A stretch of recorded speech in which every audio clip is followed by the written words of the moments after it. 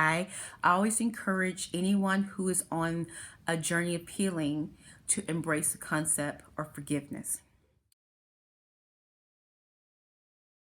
Over the last few months, our culture has had instances where we've seen public displays of forgiveness, and it was met with mixed responses. One thing I will have to say about forgiveness is forgiveness is never for the perpetrator. Forgiveness is for the victim. So if you're choosing to forgive someone or forgive a situation, it has nothing to do with the other person, but everything to do with you. And so I do personally admire people who are able to forgive. Forgiving someone and forgiveness is not a one and done type thing. It's not an end of the chapter. Oh, now we can move on. It is a steady and ongoing process, but you're choosing to heal forward. That's why acceptance is so critical. I will never tell you to forgive immediately, but I always encourage you to open your heart to the possibility. And once you are able to commit fully to forgiveness. I love this saying, when you think about holding on to grudges and harboring resentment and bitterness, that really is like drinking poison and expecting the other person to die or be harmed. No, bitterness, grudges, resentment is all poison that you consume and it impacts you. And so essentially what forgiveness does is it releases the shackles, it releases the chains, it frees you from the bondage of drinking that poison. It releases you from that offense so that you can once again heal forward. Forgiveness is always about you and never for them. And so I do encourage people to be open to other people in the manner they decide to forgive people. Everybody's state of forgiveness and process of forgiveness looks different, but recognize that a person at the end of the day has to do what they need to do in order to heal forward. And so that may mean to forgive the person or the offender. I will also advocate for acceptance in the healing process, but I want to break down what acceptance means. Acceptance does not mean accept as in agree. Acceptance means to acknowledge and to really take back control. Accept things, we focus on the things that are within our control and we release the things that are outside of our control. That's truly what acceptance is. It doesn't mean I like what happened to me. I agree what happened to me. Bring it on more. I want more. No, it does not mean that whatsoever. It means I accept that it happened. I cannot undo the things that are outside my control. I'm choosing to focus on the things presently within my control. And I'm going to, again, heal forward. It's all about healing forward. Forward, and when I say forward, it's because it's an ongoing progressive process. Acceptance is not the end of the healing process. Acceptance is an outward and inward declaration to heal forward. Acceptance allows an individual's life story or their narrative to continue. When we're agreeing to allow forgiveness into our hearts, when we're agreeing to allow acceptance to mark a critical moment in our healing journey, we're saying, you know what, I am changing the narrative. The sentences and the paragraphs I'm choosing to add on to my story are going to reflect one of being healed, one of moving forward, one of healing forward, and one overall just progressing. So acceptance allows our narrative to continue rather be stuck in the backstory. Acceptance means that the chapter does not end at the particular trauma or life event, but acceptance awakens a new chapter. And healing is interwoven into the individual's overall life story or narrative. I told you we're going to come back to the word discernment, right? This is where discernment really is critical. Discernment is a beautiful thing.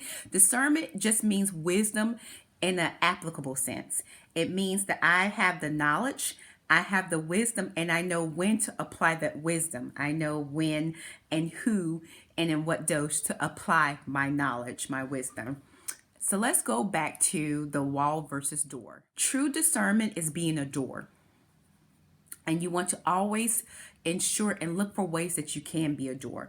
The beautiful thing about a door is you can open that door up in degrees. You can stick your little head out like, hey, Who is this? What you want? Hey, okay. You can close it full all the way through.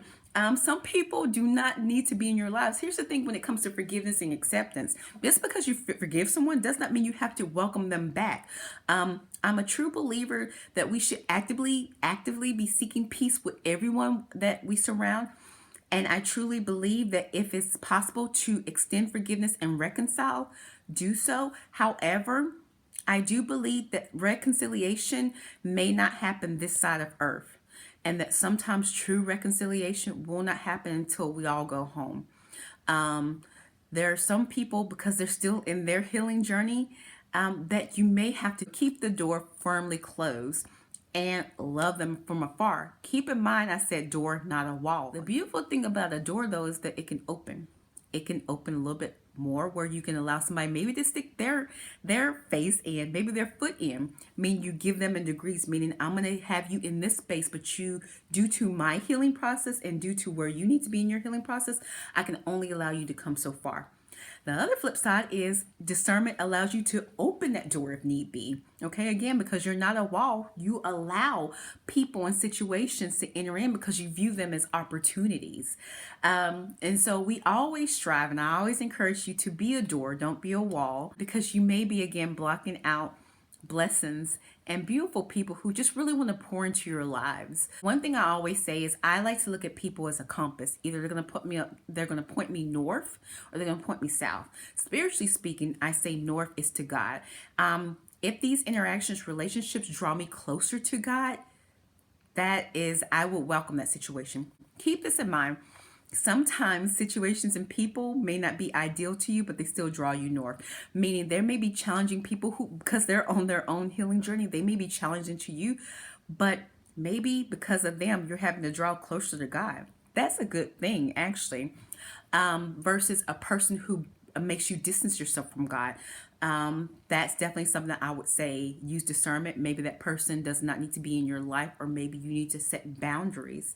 Non-spiritually speaking, it can be if that person or situation makes you brings out the best version of you. I will not say makes you feel better, because feelings are fickle, but if that person or situation brings out a better version of yourself, I say that person situation takes you north, versus if that situation or person brings out a less than ideal version of yourself, you may again have to distance yourself or put boundaries up.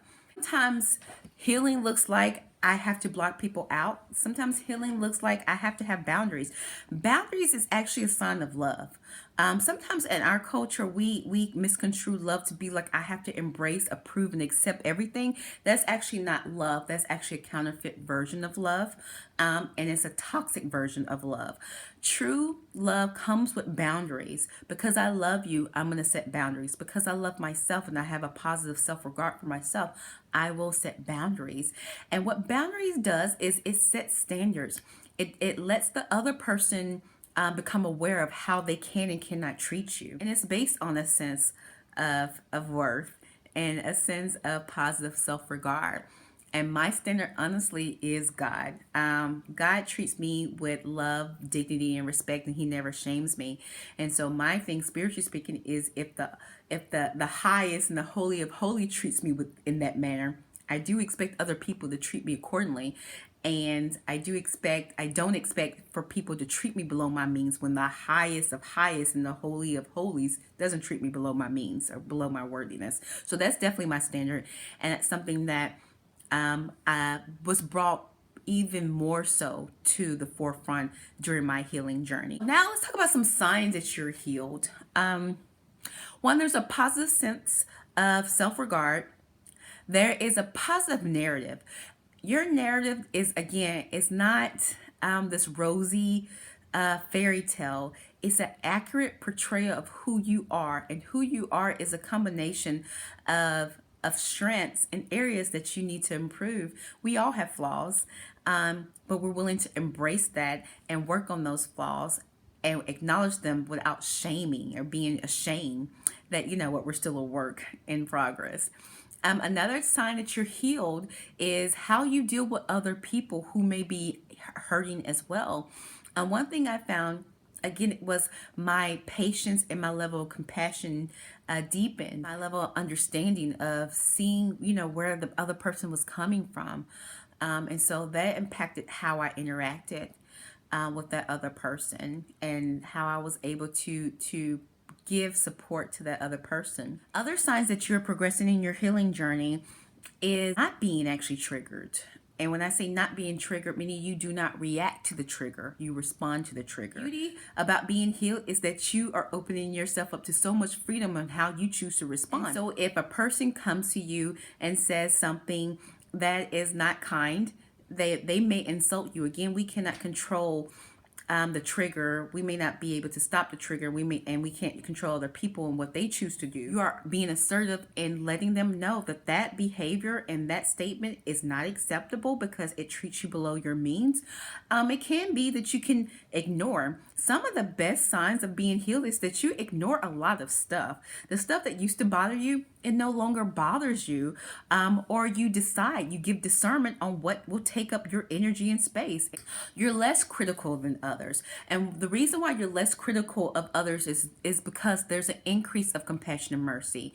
One thing when we are dealing with a wounded heart is, I love this saying, is we tend to be great judges of others and great lawyers for ourselves, meaning that we tend to be really good at criticizing and judging others, but on the same time, we're good at pleading mercy for ourselves.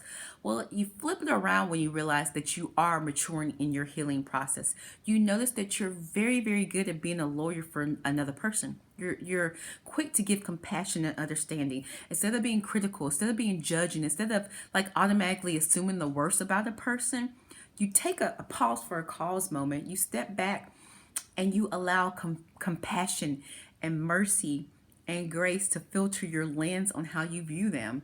I can say personally this happened because once God began healing me, I used his method of how he healed me to support another person in their healing journey. God never condemns, he never shames, he never criticizes, but he's very patient and compassionate and loving. And I find that the more I allow him to go deeper in my healing, the more I'm able to exert the same compassion he shows me, the same mercy he shows me, and the same grace that he shows me as well. You listen to people with a desire to understand. I've said this and I'll say this again, is first seek to understand before you seek to understood. When we're dealing with a heart that's offended and hasn't healed, we tend to always want to be understood while never given the grace to understand someone else. So you recognize at this point, the worldview is not just about me.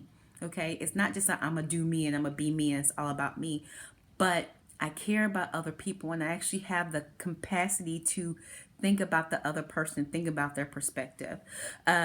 So it gets to a point where that translates that I'm actually listening, not to respond, not to react, but I'm listening truly to understand and have clarity about a person. Very assertive in your communication style. Assertive means standing your ground while acknowledging the ground that the other person's standing on. So this is where you articulate your thoughts and your feelings. Doing so allows that person to determine if they accept or not. And if they don't accept, you have that decision, and you have the capacity and the opportunity to decide how you want to deal with that person. But you're being very transparent. There's no hidden agenda. There's no passive aggression. You're not saying one thing and meaning another, but you're being very transparent and expressing yourself in a way that's respectful to you, beneficial to the environment and that other person as well. You give yourself grace. Again, a lot of times when we're dealing with a wounded heart, we may be prone to look at ourselves through the lens of shame, especially when we're dealing with a backstory where it was harmful to us and it shamed us. When you are on your journey to healing, you're a lot gentler with yourself. You're a lot more patient with yourself. You give yourself the grace to say, you know what, I may make mistakes and that's okay. I may have some flaws. That's okay. I have opportunity to work on those flaws. You give yourself the space for grace. All right, so that wraps up part 2. It was a lot. But I hope it was very beneficial. Now, in our last and final part, we're going to talk about how you can support someone who's in their healing process. Stay tuned because we're going to actually talk about some interesting things in this one. Again, if you're on social media, follow me at C and Nash. If you're on Instagram, it's at VCNash or at the CNash, where I will be posting inspirational quotes, topics all on healing, as well as some supplement information from this series. So I hope to see you soon. God bless.